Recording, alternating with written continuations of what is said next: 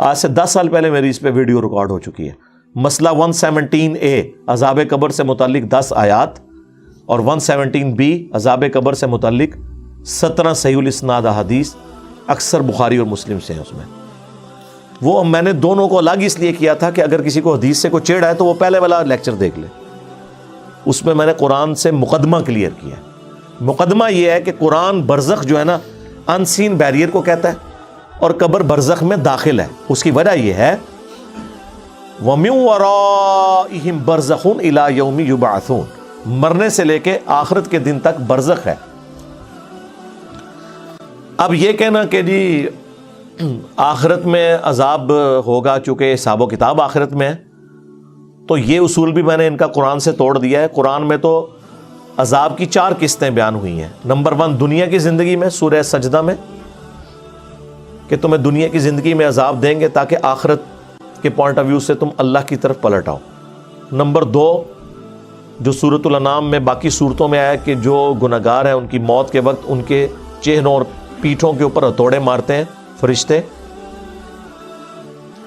ابھی آخرت کا دن تو قائم نہیں ہوا تو ان کا حساب کتاب تو ہوا ہی نہیں، عذاب یہیں شروع ہو گیا.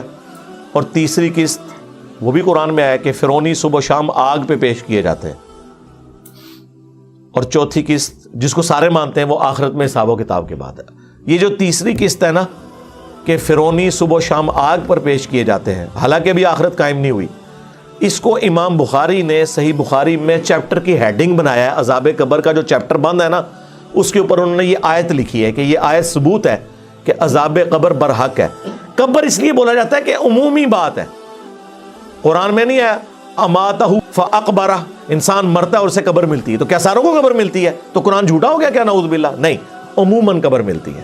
وہ قبر مچھلی کا پیٹ بھی ہو سکتا ہے، شیر کا پیٹ بھی ہو سکتا ہے، سمندر کی گہرائی بھی ہو سکتی ہے، زمین میں راکھ کا بکھرنا بھی ہو سکتا ہے، ایئر کریش میں راکھ کا بکھرنا بھی ہو سکتا ہے. یہ ساری قبریں ہی ہیں، اس لیے اس کو کمبائنڈ آپ برزخ کہتے ہیں. تو اس کو جھگڑا کرنے کی ضرورت نہیں ہے. آپ غامدی صاحب کو یا مجھے چھوڑیں، قرآن و سنت کے دلائل کی بات کیا کریں. وہ آپ ویڈیو دیکھ لیں. قرآن میں متشابہات اور حروف مقطعات کی قیامت تک کے انسانوں کے لیے دعویٰ کو مشکوک نہیں کر دیتی؟ کیا اس طرح کی آیات سلمان رشدی جیسے فتنوں کا باعث نہیں بنتی؟ آپ کو پتہ ہی نہیں ہے کہ سلمان رشدی کا مسئلہ کیا تھا. یہ سلمان رشدی کا نام لے کے ہی آپ نے معاملے کو خود ایمبیگوس کر دیا. سلمان رشدی کو تو یہ مسئلہ ہی نہیں ہے، نہ متشابہات سے نہ حروف مقطعات سے. اس کا تو مقدمہ ہی کچھ اور ہے. اس کا مقدمہ قرآن پہ تو نہیں ہے، اس کا مقدمہ تو احادیث کے پوائنٹ آف ویو سے وہ چیز ہی کچھ اور ہے. سلمان رشدی کی کتاب سٹینک ورسز کے اوپر میں نے پوری ویڈیو ریکارڈ کروا دی ہے، وہ آپ دیکھ لیں. پہلے تو آپ سمجھیں اس کا مسئلہ کیا ہے. یہ متشابہات اور حروف مقطعات یہ تو چیز ہی کچھ اور ہے. اس کو تو کبھی بھی کسی نے تختہ مشق بنایا ہی نہیں ہے. متشابہات ہی ہوں گے نا میرے بھائی. لیسا کمثلہ شیء، اللہ کی مثل جب کوئی شے ہی نہیں ہے، ہم آپ کو کیسے اللہ کی کوئی مثال بیان کر سکتے ہیں؟ متشابہ آیات کا مطلب کیا ہے پہلے یہ سمجھیں. متشابہ کا مطلب یہ نہیں کہ شک میں ڈالنے والی. متشابہ عربی میں کہتے ہیں ریزمبلنس، ملتی جلتی چیز. دودھ کا سفید ہونا اور چونے کا سفید ہونا یہ متشابہ ہے، ایک دوسرے سے ملتا ہے. لیکن دودھ اور چیز ہے، چونا اور چیز ہے. ٹھیک ہے، وہ چیک کرنے سے پتا چلے گا. متشابہ کا لفظ سورہ بقرہ میں آیا کہ جنت میں ان کو وہ فروٹ دیے جائیں گے جو متشابہ ہوں گے دنیا کے فروٹوں کے ساتھ. تو جنتی کہیں گے ہمیں تو وہی رزق دیا گیا. تو اللہ تعالیٰ فرما رہا ہے یہ اس کے متشابہ ہوگا رزق. وہ تو جب کھائیں گے تو پتا چلے گا کہ یہ والا آم جو جنت میں ٹیسٹ دے رہا ہے دنیا کے آم سے بہت مختلف ہے. اچھا دیا کیوں جائے گا؟ اس کے پیچھے ریزن یہ ہے کہ دنیا میں آپ دسترخوان پہ بیٹھے ہوئے سب سے پہلے اس چیز کو ہاتھ ڈالتے ہیں جس سے آپ فیملیئر ہوں. میں لا کے آپ کے سامنے کوئی عربی غذا رکھ دوں جو آپ نے کبھی دیکھی بھی نہ ہو اور آپ کو سخت بھوک لگی ہوئی ہے، آپ اس کو اپنی پلیٹ میں ڈالیں گے یا چکن قورمے کو اور بریانی کو یا مٹن قورمے کو ڈالیں گے؟ ہاں، کھا پی کے جب فارغ ہو جائیں گے پھر کہوں کہ چلو میں بھی ذرا چیک کر لوں. آخر میں اس کو رکھیں گے.